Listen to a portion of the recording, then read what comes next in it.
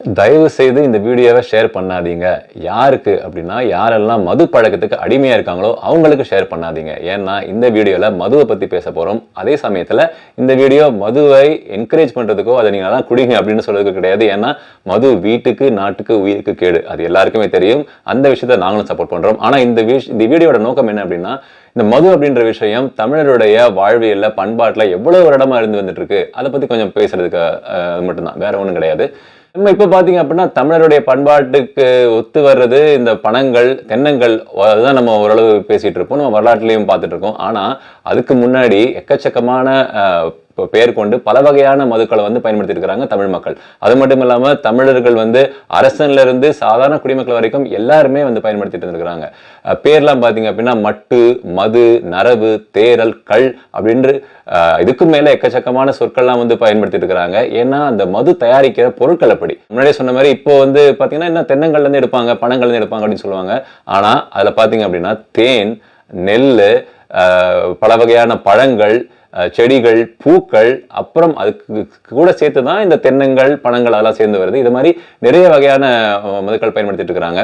உதாரணத்துக்கு ஒன்று சொல்லணும் அப்படின்னா தேக்கல், தேரல் அப்படின்ற ஒரு விஷயம். அது என்ன அப்படின்னா தேனை எடுத்து அதை மூங்கில் குழாயில போட்டு ரொம்ப நாள் வச்சிருவாங்க. ஸோ பதப்படுத்த அதோட சுவை கூடிட்டே இருக்கும். அது மட்டும் இல்லாமல் அதில் போதை தரக்கூடிய சில விஷயங்களும் வரும். அது பார்த்தீங்கன்னா அருமையான ஒரு சுவையா இருக்குமா. அதை பத்தி தமிழருடைய அந்த சங்க இலக்கியங்களான திருமுருகாற்றுப்படை, மலைபடுகடாம், அகநானூறு அதெல்லாம் கூட சொல்லியிருக்கிறாங்க. அது மட்டும் இல்லாம தொப்பிகள் அப்படின்னு ஒண்ணு சொல்றாங்க. தொப்பிகள் என்ன அப்படின்னா அது ஒரு வகையான ஒரு நெல். அந்த நெல் இப்ப கூட மதுரை மாவட்டத்துல பாத்தீங்கன்னா தொப்பி நெல் அப்படின்னு கூட சொல்லுவாங்க. ஸோ அந்த நெல்லை நொதிக்க வச்சு, அது 2-3 நாள் நொதிக்க வச்சு அதுல இருந்து ஒரு வகையான ஒரு மதுவை தயாரிச்சுக்கிறாங்க. ஸோ எப்படி நம்ம ஜாப்பனீஸ்ல இப்போ வந்து நம்ம இந்த சாக்கே எல்லாம் குடிக்கிறோம் பார்த்தீங்களா, இந்த ரைஸ் ஒயின்னு சொல்லுவாங்க, இல்லை ரைஸ் பியர்னு சொல்லுவாங்க. அதே மாதிரி நம்ம தமிழ் மக்கள் முன்னாடியே அரிசியில இருந்து கூட இந்த மாதிரியான இந்த மது வகைகளை கொடுத்துருக்குறாங்க. அது மட்டும் இல்லாம இன்னும் சொல்ல போனா சங்க இலக்கியங்களை பார்க்கும்போது நரும்பிழி அப்படின்னு நெல் அரிசியில கொண்டு நம்மளுக்கு நிறைய மதுக்கள் தயாரிச்சிருக்கிறாங்க. அது மட்டும் இல்லாம பெண்ணை பிழி பழங்கள்ல இருந்து கொண்டிருக்கிறாங்க. அப்புறம் நரம்பு அதுவுமே வந்து நெல்ல இருந்து வர்றது. பூக்கமல் தேரல்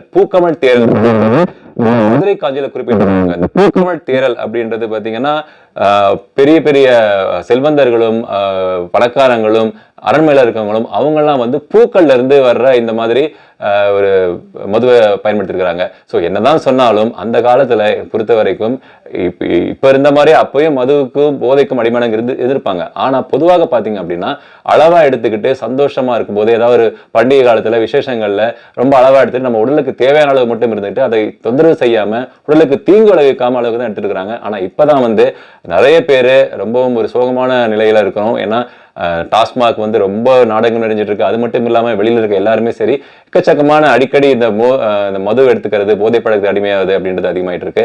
அதெல்லாம் தவிர்த்துட்டு எப்போ நம்ம உடம்புக்கு தேவையானது எது இருக்கோ, சரியா இருக்கோ அதை மட்டும் பயன்படுத்தணும் அப்படின்னா நல்ல விஷயமா இருக்கும்.